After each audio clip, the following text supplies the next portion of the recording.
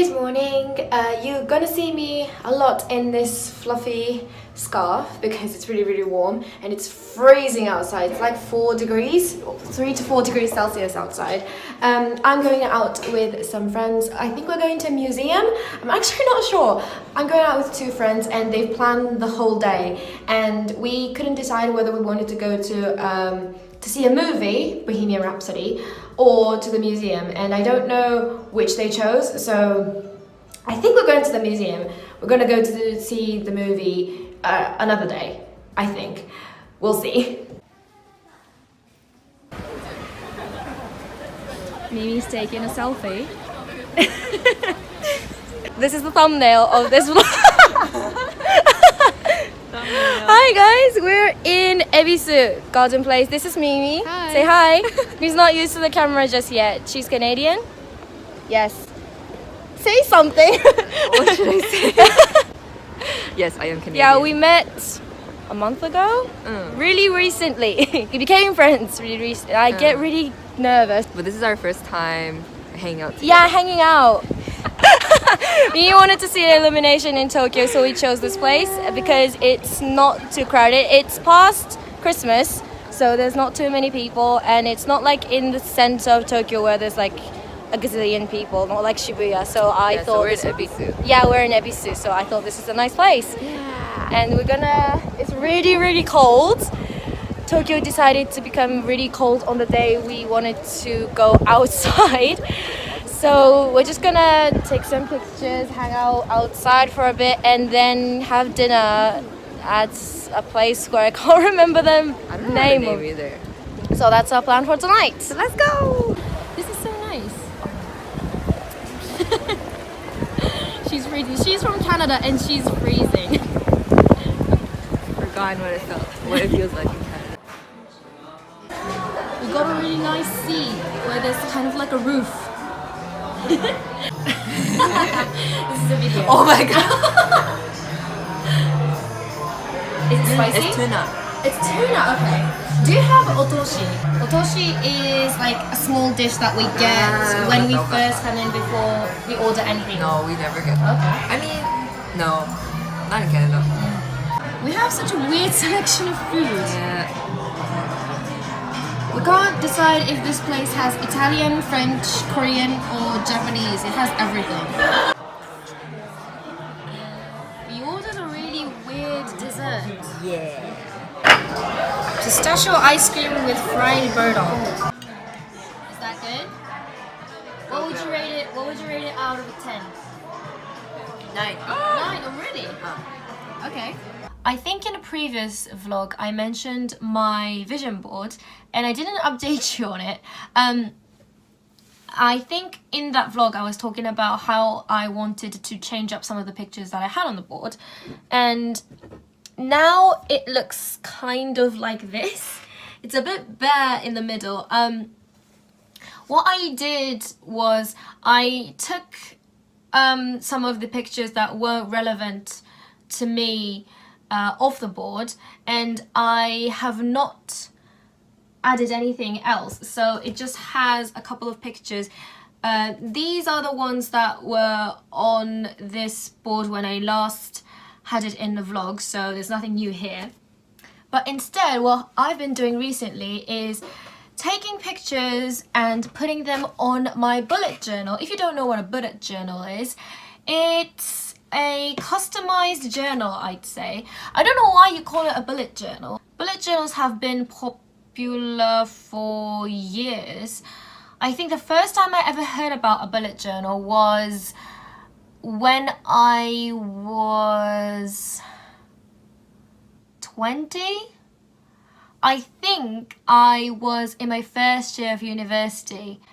So that's like 3 years ago. A bit more than 3 years ago. And it came into Japan like last year or the year before that. Japan's always a bit late when it comes to things like that, but it's something that started overseas, so I mean that's natural. And I've tried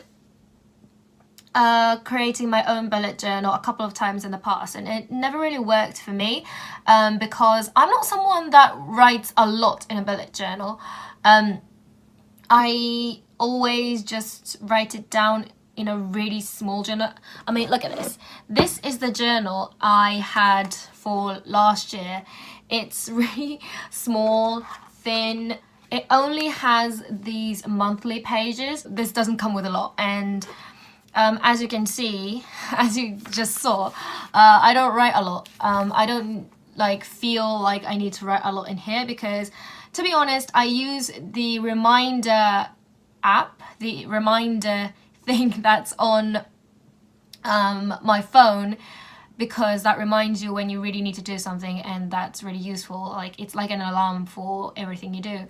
So I don't use a journal a lot, or a schedule book, whichever you'd like to call it. But I thought, you know, because bullet journals are really popular and there are a couple of features in a bullet journal that I really like, I decided to create my own. One thing I really like about bullet journals is that you basically customize it in a way that you really like.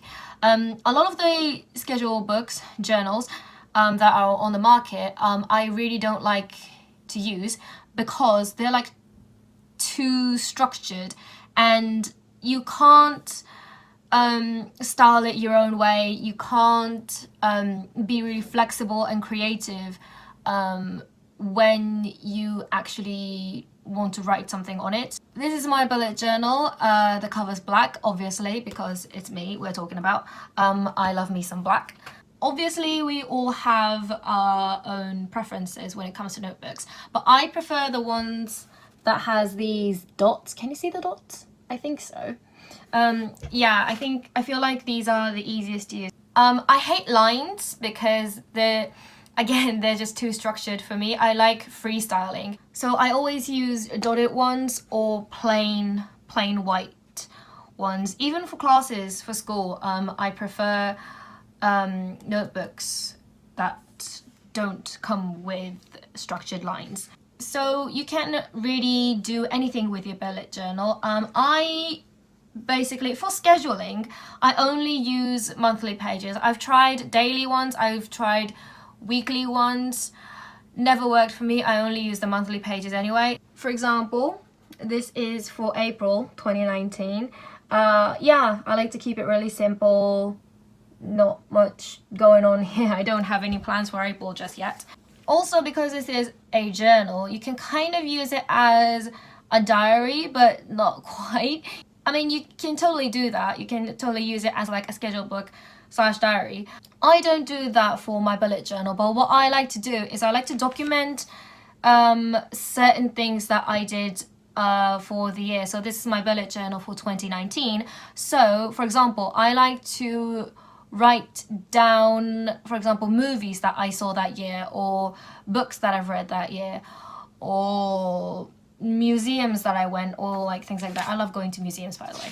So I haven't written anything on these pages yet, but for example, I can have page for books I've read, and yeah, this is just a random picture that I found on Pinterest. There's also things like habit trackers or moodlet trackers. If you're conscious about your health, you can create a page where you write down your temperature every single day. I know a lot of women like to do that. Or you can write down how much you did exercise that month, or like you can go crazy with your creativity when you're creating your own bullet journal. For my habit tracker, I like to track down how much I did exercise because I want to get a lot more fit this year, which I talked about in my New Year's resolutions video. And what else? Oh, reading. I love reading, but I don't make it my priority very often. I think about a lot of different things and I don't try and concentrate on reading a lot of the times. But when I do, I always feel a lot better and I feel like my head is a lot clearer when I read. I don't know why, but I think temporarily taking my mind off a problem or something that I need to do really helps me to actually concentrate on the thing. I mean, as the saying goes, a watched pot never boils. Things like books, movies, I mean, generally educational entertainment, they really work well for my brain. Just finished filming a video. It's about internet slang and how that can sometimes be helpful, not always. Most of the time they're just joking around, but some of them are actually useful when you're trying to study English, so go and watch that video if you haven't yet. I think it'll be up by the time you see this video. Probably not. I don't know. Hopefully. I could have gone on a rant about memes and internet jokes and how they're actually really interesting, but I thought that'd be a bit too advanced, so I just kept that on the low key for now. It's really hard to understand jokes overseas because they're very, very different to what you find funny in your culture.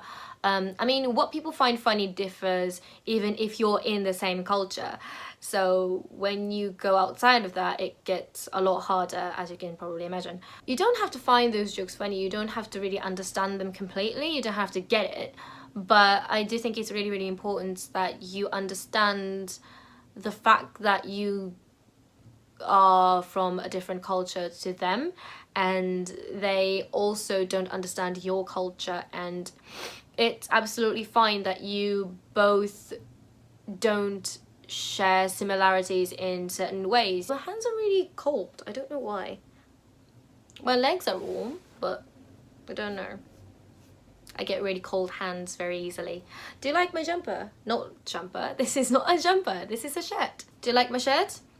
I love the style, I love the colour, I love the texture of the fabric, but I hate the fit of it. I think I should have gone 1 or 2 sizes down. It doesn't fit me very well. I think shirts are meant to fit you nicely, whereas this is really baggy, so oops.